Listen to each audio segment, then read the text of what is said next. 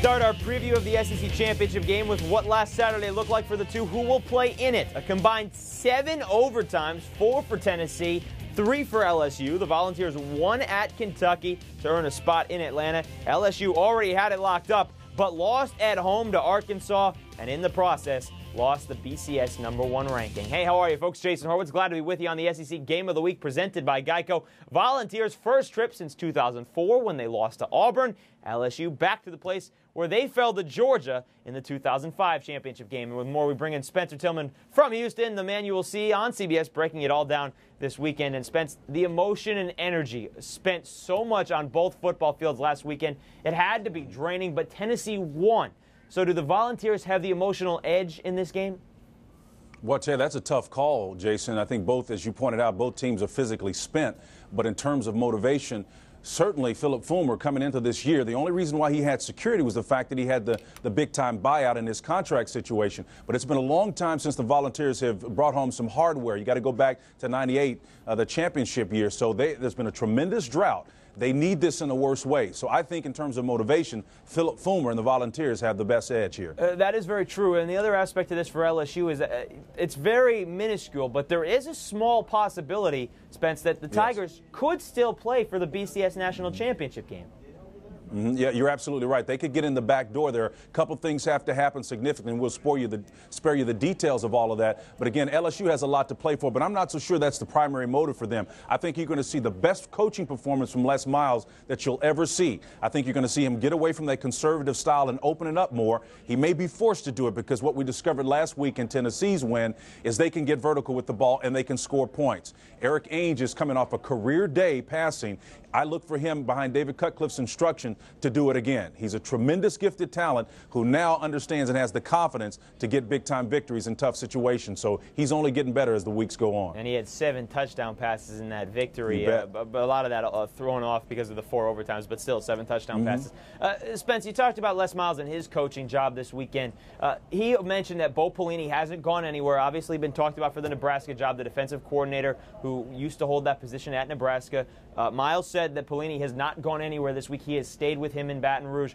But what has happened to his defense over the course of the season? Because it's not what it was at the beginning. Well, they're hurt. I mean, Dorsey up front, they're All-American.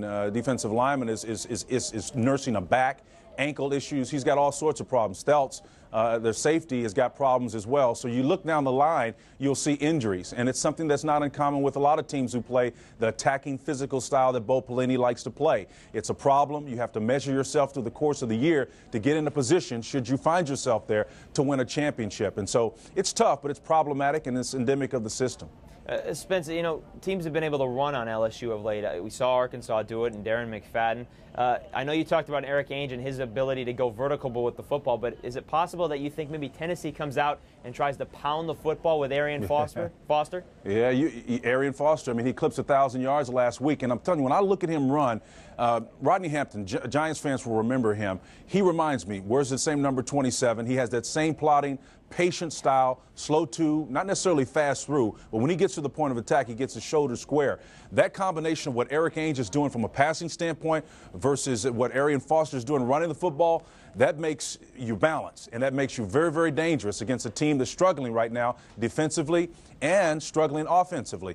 You look at Early Doucette, very unlike him to make the difficult decision to get on the line of scrimmage, and it was a mistake that cost them possibly a victory last week, and an illegal formation was the net of that. So this team has problems on both the offensive side of the ball, does LSU, as well as the defensive side. So what does LSU look to do offensively in this game against Tennessee's defense?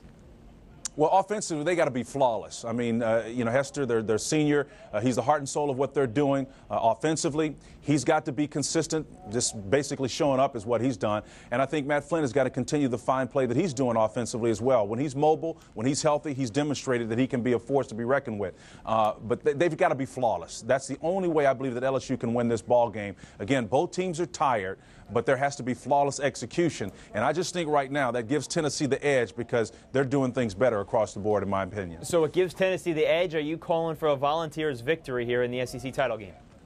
I am, because this has been one heck of a ride for Philip Fulmer. He deserves it. He's coached his rear end off this year, and the Volunteer faithful have not given him any slack coming in. They've been quiet for a reason, because there was not a whole lot of motive to carp, because, again, the contract situation buffeted him from being fired.